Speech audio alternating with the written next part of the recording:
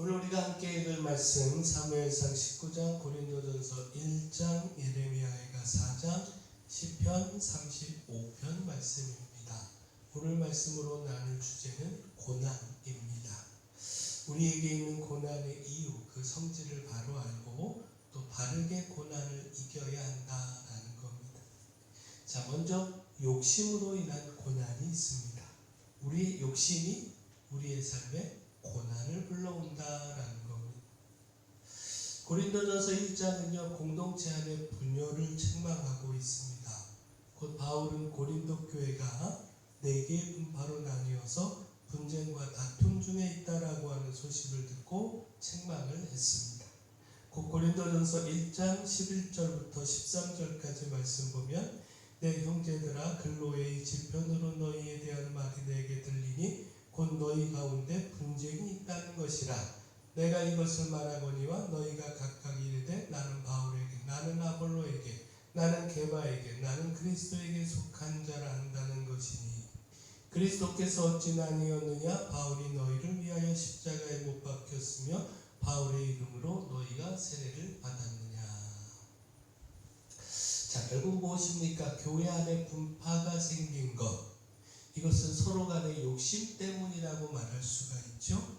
자신의 뜻이 옳다라고 하는 생각으로 또 그 뜻을 주장하고 관철하고자 하는 욕심, 교회 안에 더 큰 영향력을 나타내고자 하는 그 욕심, 이 욕심이 분파를 만든 것 아니겠습니까? 예수 그리스도께서 그 십자가에서 희생하신 그 사랑을 기억하고 그 사랑을 따라 희생하며 양보하며 하나 되어야 하는데, 욕심이 그 사랑보다 더 크게 자리 잡은 겁니다. 이 욕심으로 인해 교회 안에 분쟁과 다툼이 끊이지 않게 된 것이고, 복음의 사명이 뒤로 밀려버리는 위기에 이르게 된 것입니다. 한마디로 욕심이 교회 안에 분쟁과 다툼이라고 하는 고난을 만들었다라는 겁니다. 자, 우리가 가진 욕심이 고난을 불러오곤 합니다. 따라서 그리스도의 십자가의 사랑을 기억하며 그 욕심을 내려놓아야 합니다. 예수 그리스도의 사랑을 가슴에 담고 우리에게 주어진 사명 더욱 힘을 내서 감당해 가야 합니다. 자, 또한 우리의 삶에 죄와 심판으로 인한 고난이 있습니다. 곧 우리의 죄와 우리의 죄로 인한 하나님의 심판이 우리의 삶에 고난을 불러온다라는 겁니다. 자, 예레미야가 4장은요, 예루살렘의 죄와 심판을 전하고 있습니다. 그 아름답고 존귀하던 예루살렘 성읍과 그 백성들이 하나님의 심판으로 수치와 멸망에 이르게 됐음을 전하고 있습니다. 곧 하나님께서 맹렬한 진노를 쏟아서 예루살렘을 불로 태우셨다라는 겁니다. 무엇보다 강조하고 있는 것이 죄인데, 하나님의 심판이 죄 때문임을 말씀하고 있습니다. 그 죄가 얼마나 크고 무거운지 하나님의 심판으로 순식간에 무너진 소돔의 죄보다 무겁다, 이렇게 말씀하고 있습니다. 자, 이 죄와 심판으로 백성들은 고통을 당해야 했는데, 그 참혹한, 그 고통의 참혹함에 대해서 이렇게 말씀을 하고 있습니다. 예레미야가 4장 9절 10절 말씀 보면, 칼에 죽은 자들이 줄여 죽은 자들보다 나음은 토지 소산이 끊어짐으로 그들은 찔림 많은 자들처럼 점점 쇠약하여 가미로다. 딸 내 백성이 멸망할 때에 자비로운 부녀들이 자기들의 손으로 자기들의 자녀들을 삶아 먹었도다.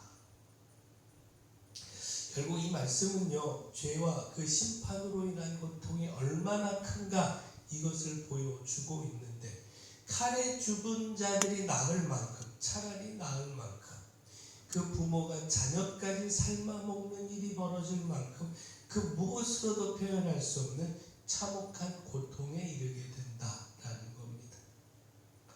따라서 회개해야 합니다.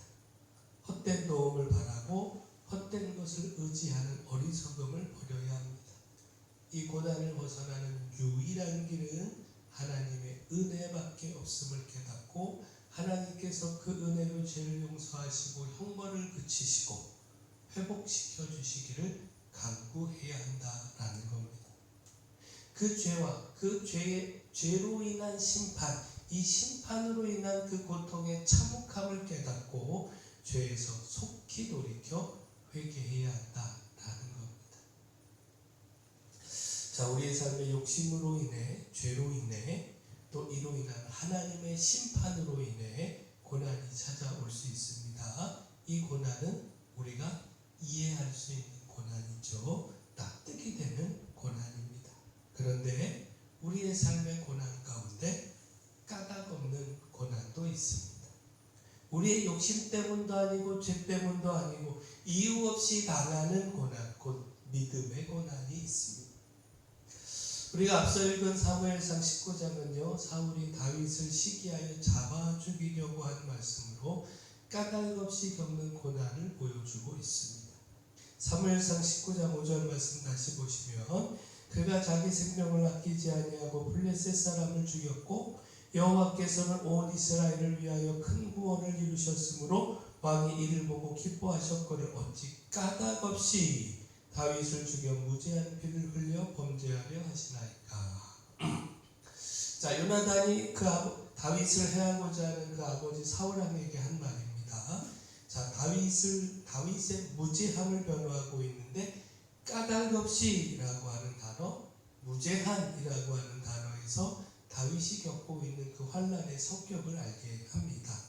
다윗은 아무 죄도 없이 사울의 시기로 환난과 어려움을 겪어야 했다라는 겁니다.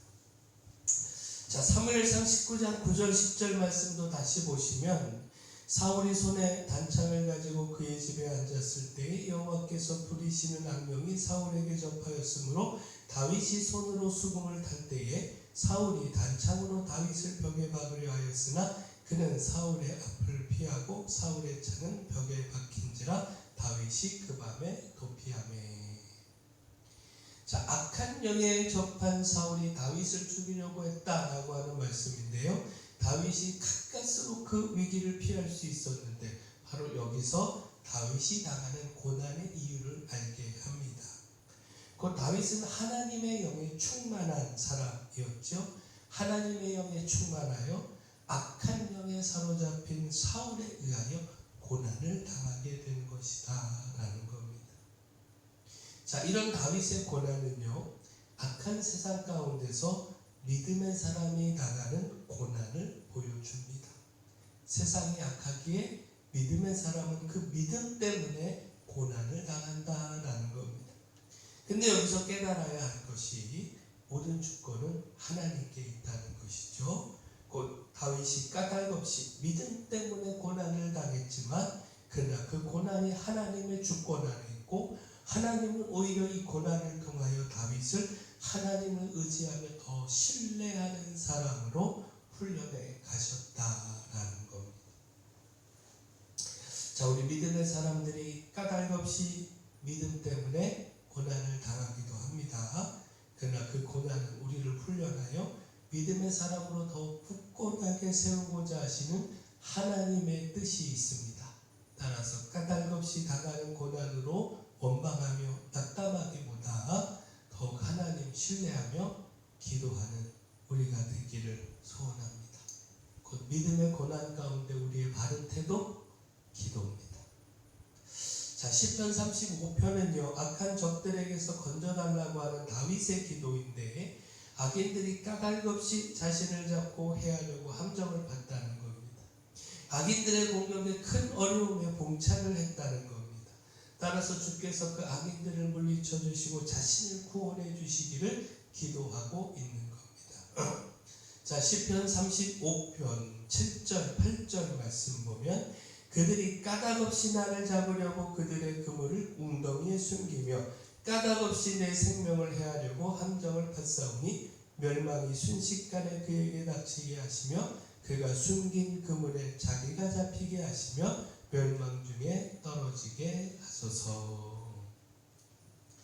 다윗은요 그들이 병들고 고통 중에 있을 때 그들을 위해 기도하며 함께 아픔을 나누었습니다. 그러나 그들은 자신이 넘어졌을 때 기뻐하고 자신을 치고 찢기를 맞이하게 하며 조롱했습니다. 이로 인해 다윗은 큰 고통과 분노에 직면해야 했습니다. 참기 힘든 고난 가운데서 아파할 수밖에 없었습니다. 그러나 다윗은 고난 중에 기도했다라는 겁니다. 하나님께 그 모든 것을 맡기며 도우심을 구했다라는 겁니다. 결코 이 환난으로 인하여 넘어지지 않았고 기도함으로 이겨갔고, 그러므로 이런 고난 가운데서 무엇보다 기도해야 한다라고 하는 사실을 본으로 보여주었습니다. 자, 우리의 욕심이 고난을 불러오기도 합니다.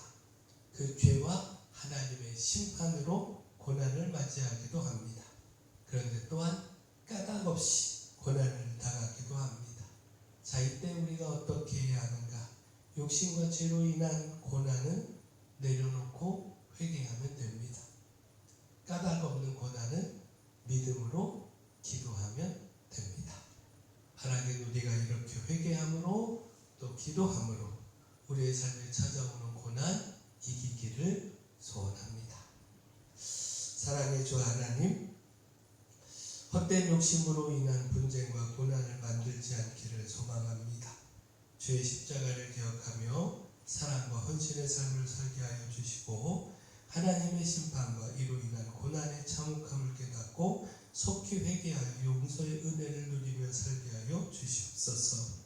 무엇보다 까닭 없이 겪는 고난에 넘어지지 않고 더욱 믿음으로 주를 의지하며 기도함으로 이겨가게 하여 주시옵소서.